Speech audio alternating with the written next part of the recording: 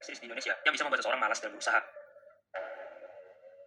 Sebenarnya hal ini udah gue jelasin sedikit di video gue yang ini. Nah, di video ini gue akan jelasin lebih dalam. Jadi di video gue yang ini, gue akan jelasin soal 3 level orang yang malas. Yang pertama, orang yang malas untuk melakukan sesuatu, tapi dia berusaha melawan rasa malas itu. Akhirnya dia berhasil melakukan hal yang dia mau lakukan.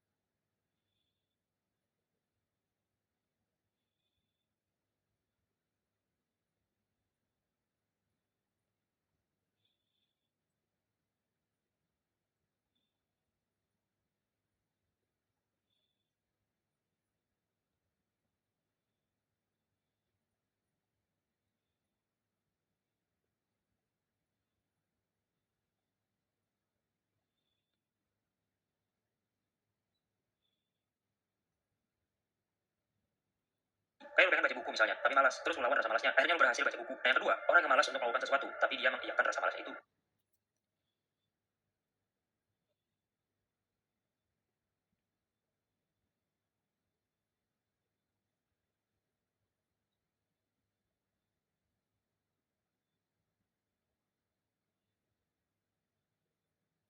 Atau berpihak ke rasa malasnya. Akhirnya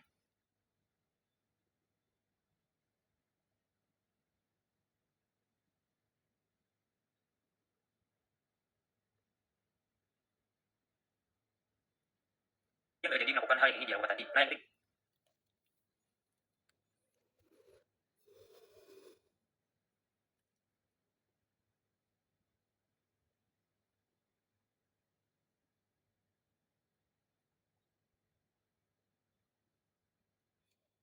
ini yang paling parah, yaitu seseorang yang malas, tapi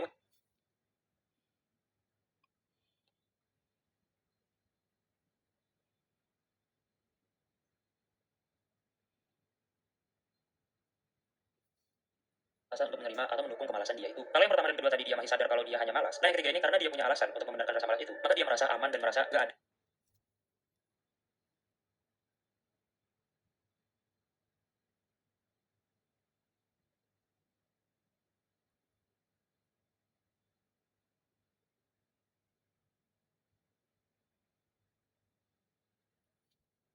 harus dipaksa. Alasan-alasan yang bisa dipakai untuk malas, untuk membenarkan rasa malasnya, itu ada banyak di masyarakat kita. Nah, di video ini, gue akan bahas top 3 dari alasan itu, atau 3 alasan yang paling sering kita temui. Yang pertama, harta nggak dibawa mati. Gue paham.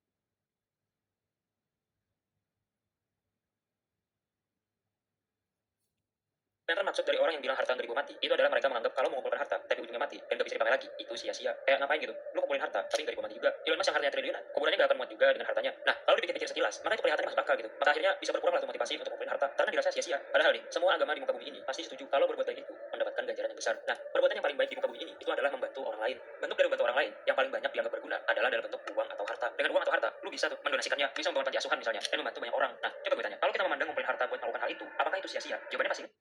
Nah, ini biasanya ditambah lagi dengan alasan yang kedua, yaitu nggak cinta dunia. Jadi gue dulu, sudahnya kalau pikir gue nge-stuck di harta nggak dibawa mati, jadinya nggak nyampe tuh pikirin kegunaan harta itu. Tambahnya lagi, gue suka beralasan kalau gue nggak cinta dunia. Contohnya kalau lihat teman punya baju bagus gitu, tapi gue nggak mampu beli. Gue suka menghibur diri dengan mengatakan ke diri sendiri kalau gue nggak cinta dunia. Memang gue akui, kalau pikiran itu sangat mulia jika diterapi.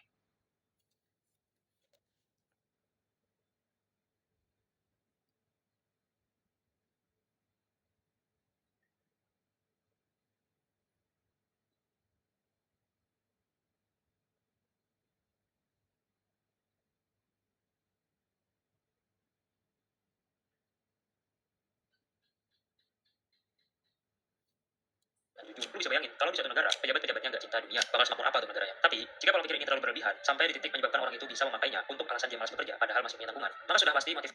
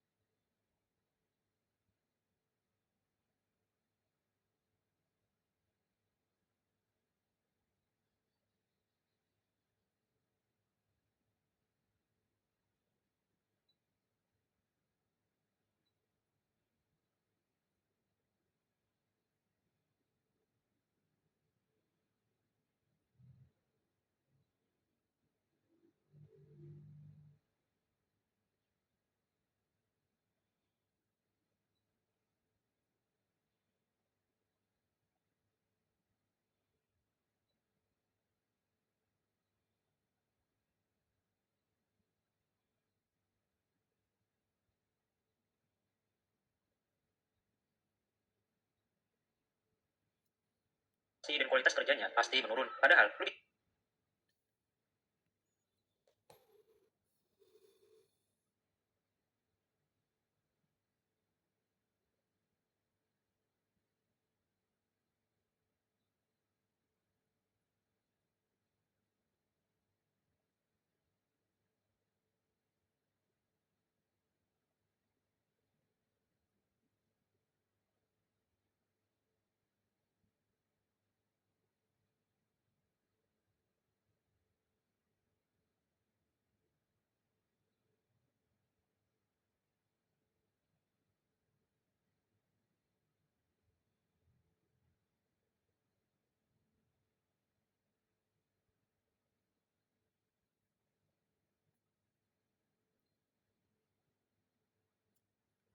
aja nggak cinta dunia, tapi ngumpulin harta yang banyak. Lu kalau kaya, gak boleh main juga nggak apa-apa. Gak dipakai poya-poya juga gak masalah. Tapi harta itu bisa lu sumbangin ke banyak orang. Kayak misalnya harta lu setara dengan Elon Musk. Sepertiga aja dari harta lu itu, gue yakin udah bisa membantu orang kelaparan satu Indonesia. Dan pastinya lu bisa dapat pahala yang banyak. Jadi ya kan. Nah yang ketiga, percaya takdir tapi lupa ikhtiar. Gue yakin banget, lu semua yang nonton video ini pasti sering dengar orang bilang sudah takdirnya. Iya kan? Gue percaya takdir itu memang ada. Yang ini